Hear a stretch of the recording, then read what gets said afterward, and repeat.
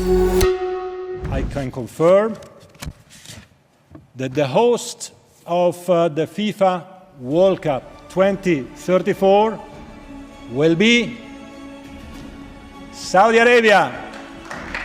FIFA confirmed the inevitable Wednesday as it awarded Saudi Arabia the 2034 FIFA World Cup with 0 competing bids. It's raising concerns over human rights in Saudi Arabia, which has strict policies governing women and restricting the rights of LGBTQ people. The soccer governing board also announced a 2030 World Cup that will be hosted jointly by Portugal, Spain, and Morocco, featuring a special trio of games in Uruguay, Paraguay, and Argentina to honor the 100th anniversary of the first World Cup held in Uruguay.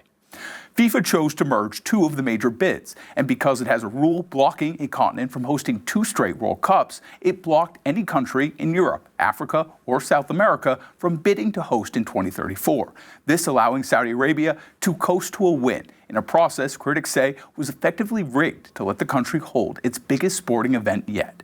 Under Crown Prince Mohammed bin Salman, Saudi Arabia has embraced global sports as a way for the kingdom to showcase its small progressive reforms and win over support from the international public. As the number of leagues and governing bodies cooperating with Saudi Arabia has grown, so has the scrutiny. One early test came in 2018 when international intelligence linked the Saudi government to the killing of oppositional journalist Jamal Khashoggi in Turkey. Despite public pressure, the US-based World Wrestling Entertainment, or WWE, held its first event in Saudi Arabia just a month later and held firm on a 10-year deal where the Saudi government pays them roughly $50 million per event for 2 events per year. Multiple performers chose not to participate in the 2018 event.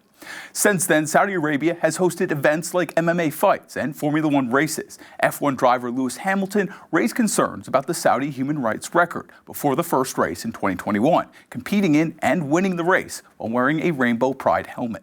And it's grown its footprint in international soccer, buying English Premier League club Newcastle United and signing Portuguese soccer legend Cristiano Ronaldo to play for a team in Saudi Arabia. The Saudis have also jumped into the American sports world, particularly in golf.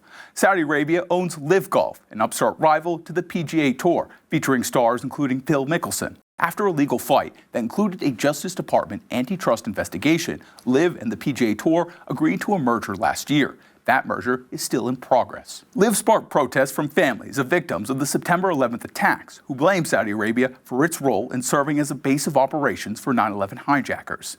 This also isn't the first time FIFA awarded the World Cup to a country with major human rights issues. Russia hosted the event in 2018, 4 years after its first military actions in Ukraine.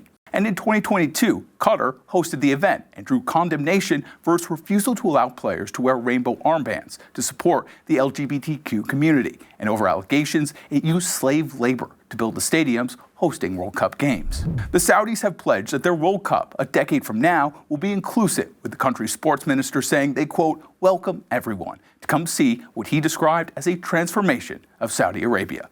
For Straight Arrow News, I'm Jack Almer. And for all the latest updates on this and other stories, download the Straight Arrow News app today.